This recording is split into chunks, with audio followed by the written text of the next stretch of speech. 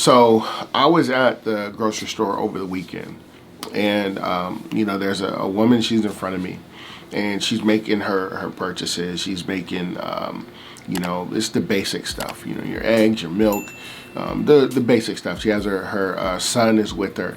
He's in the cart, right? He's playing on trucks or whatever he was playing with. And when it was time for her to pay for her stuff, her card, it was getting declined, right? And you just kind of have that awkward back and forth between the clerk and her. The clerk doesn't really want to, draw attention to the situation, but at the same time, like, her card isn't working, and now the line is starting to fill up. So I could see the lady's kind of like getting nervous a little bit, and she started to dig through her purse to see if she could find another card.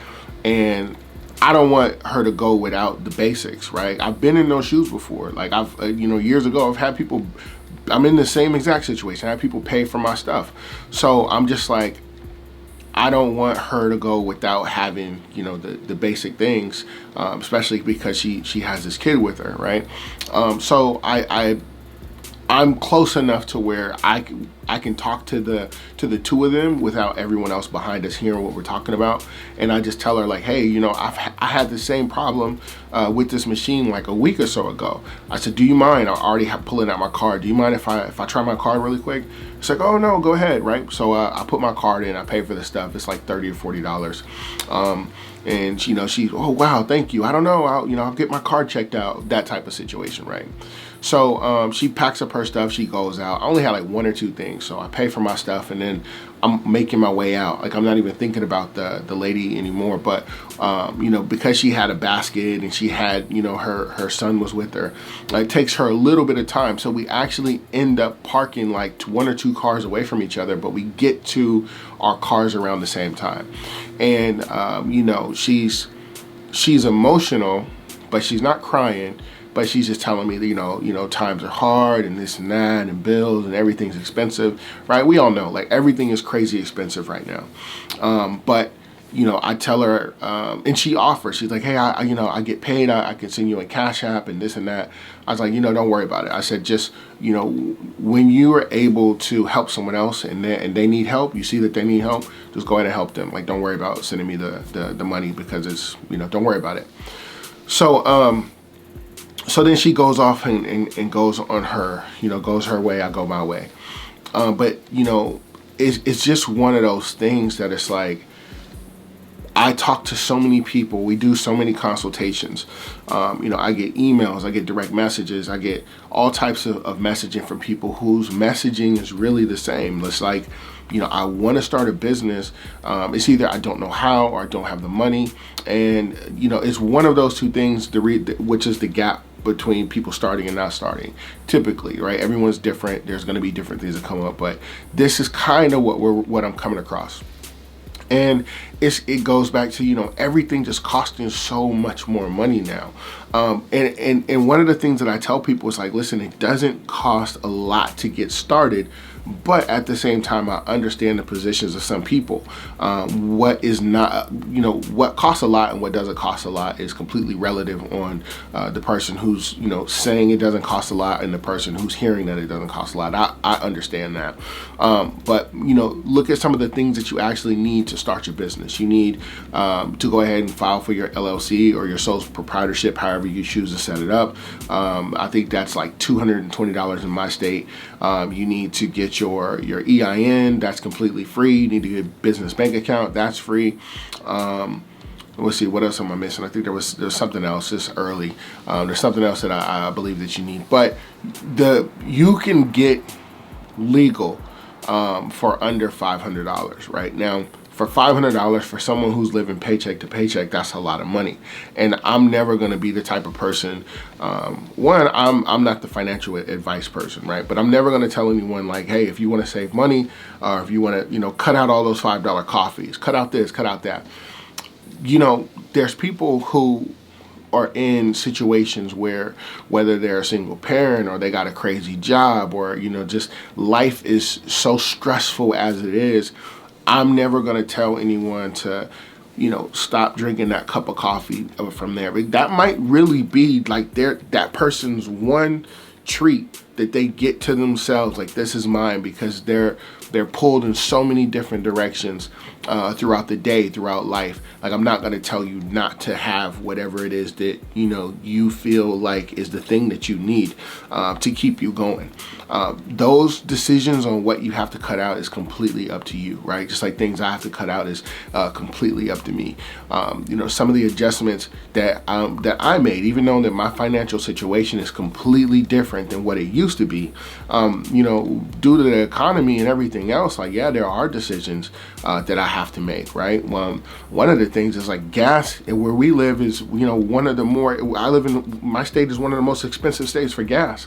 So I'm conscious of where I go when I get my gas. I'm not gonna go to the most expensive place to get gas. I mean, we have a Costco membership. I try to, you know, stay at Costco, and then, you know, if I'm running too low, obviously I'll go to, you know, whatever's close by. But these are things that I actually have to put into place and to think about. But back to the person who's living paycheck and trying to get into business, trying to be able to establish themselves, because if we're being honest, like, if we're working jobs, like, none of these jobs are guaranteed. If something happens to you, we know that your job is going to replace you quicker than your family will be able to set up funeral arrangements, right? In most cases. So always being in position to have you know, a solid setup as far as another source of income outside of your job, like, that's a win. You don't have to be doing the types of numbers that I'm doing or other people are doing right away. What would an additional $500 a month look like for you? What would another 1,000 or 1,500? What would that do for you and your family, right? That's doable, right? And this is like, if you just want to get started, if you're on the edge, don't shoot for, you know, $100,000, $200,000, $300,000, $400,000 a year. Don't shoot at those numbers. Shoot at what you can actually control. Yes, you definitely want to have that set in mind if that's what you want. But, you know, I think it is just so important to shoot for numbers, especially starting off, that are easily attainable to you, especially, you know, if you're in a situation where you're living paycheck to paycheck.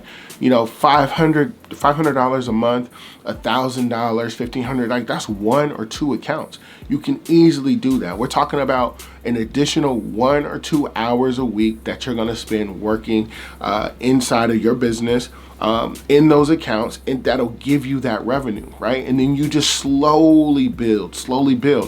I was talking to, me and my wife were having a conversation.